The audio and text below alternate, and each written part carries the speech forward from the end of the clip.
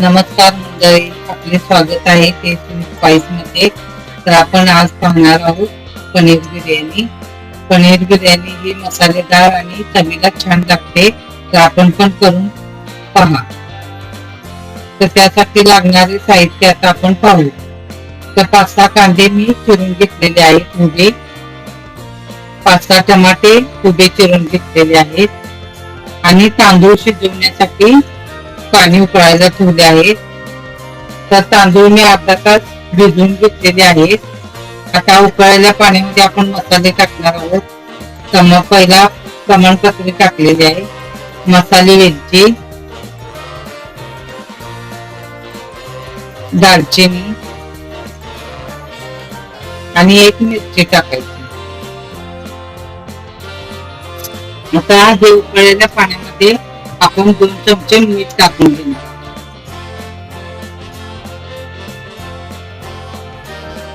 आणि अर्धा तास भिजवून घेतलेले तांदूळ आहेत ना, आपण त्यात टाकायचे आणि ते 5 मिनिटं शिजवून घ्यायचे.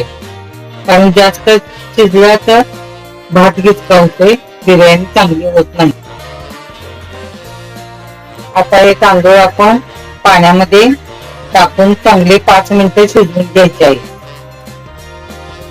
आता तांदूळ शिजवण्यापर्यंत आपण पुढच्या तयारीला लागूया.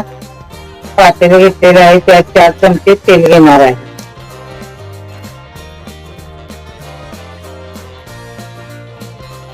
आणि उभे कांदे चिरलेले आहेत, 5-6 कांदे घ्यायचे आहेत. ते कांदे चिरून घेतलेले आपण त्या तेलामध्ये ते कांदे चांगले परतून घेऊन त्यात 2 चमचे हळद टाकायची आणि कांद्याला लाल कलर येईपर्यंत चांगले भाजायचे. म्हणजे हळद टाकून कांदा भाजला की त्याला स्वाद चांगला येतो आणि कलर पण छान दिसतो. आता कांदा चांगला भाजतोपर्यंत आपण पनीर मॅरिनेट करून घेऊया.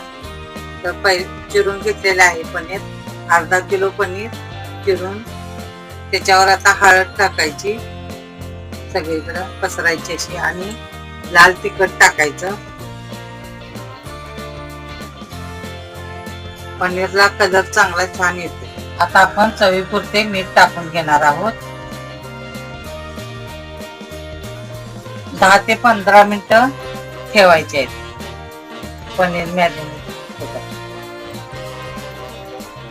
आणि आता आपण ते 10 ते 15 मिनिटं पनीर ठेवलेले मॅरिनेट करून ते आता थोडेसे तेल टाकायचे आणि त्याच्यामध्ये हे पनीर परतून घ्यायचे आहे चांगले.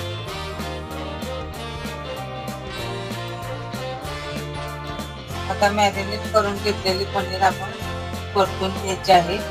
चांगला कलर येतोपर्यंत परतायचं, गोल्डन कलर येतोपर्यंत चांगलं परतून घ्यायचं.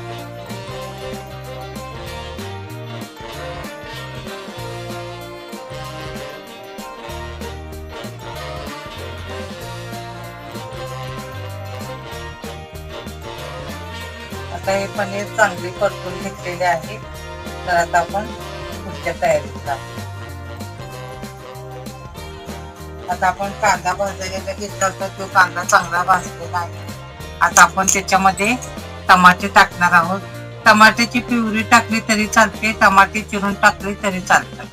मी चिरून टाकलेले आहेत, प्युरी केलेली नाही. तर आता आपण कांदा आणि टमाटा चांगला भाजून. आता याच्यामध्ये आपण मसाले टाकणार आहोत. धना पावडर 1 चमचा, गरम मसाला 1 चमचा.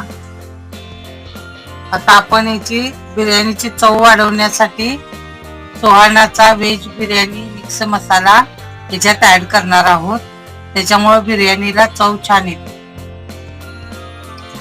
या मसाल्यामध्ये सर्व प्रकारचे खडे मसाले असतात, त्याच्यामुळे चव छान येते बिर्याणीला.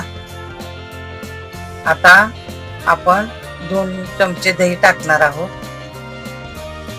आणि ते चांगले परतून घेणार आहोत. आता बटर टाकायचं आहे थोडस. बटर टाकल्यामुळे बिर्याणी सुट्टी होते आणि बिर्याणीला वास पण छान येतो.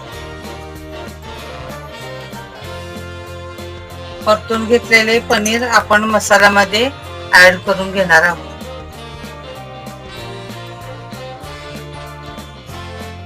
आता आपण आलं लसूण पेस्ट घालणार आहोत.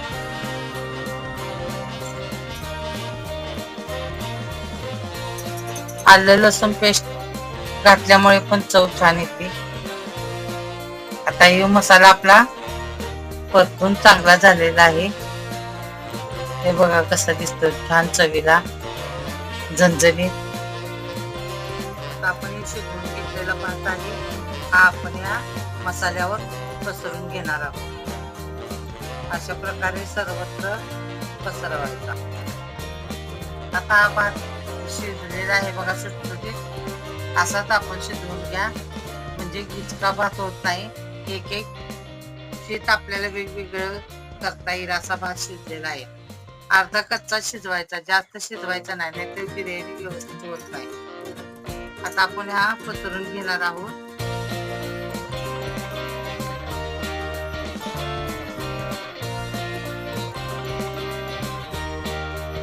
आता या पसरलेल्या भातावर आपण अमूल बटर टाकणार आहे.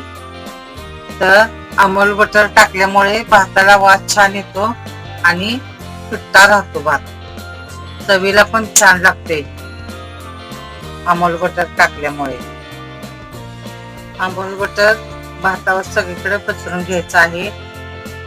तर तुम्हाला माझी बिर्याणी आवडल्यास लाईक करा, शेअर करा, सबस्क्राईब करा. आता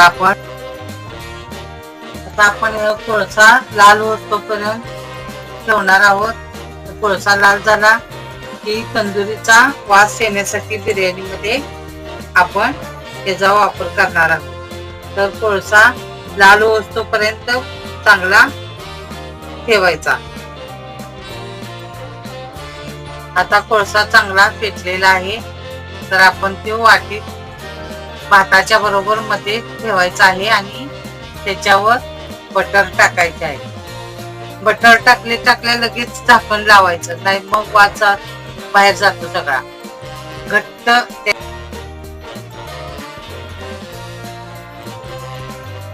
आपली बिर्याणी आता खाण्यासाठी तयार आहे. तर आपणास आवडल्यास आपल्या चॅनलला लाईक, सबस्क्राईब करा, शेअर करा.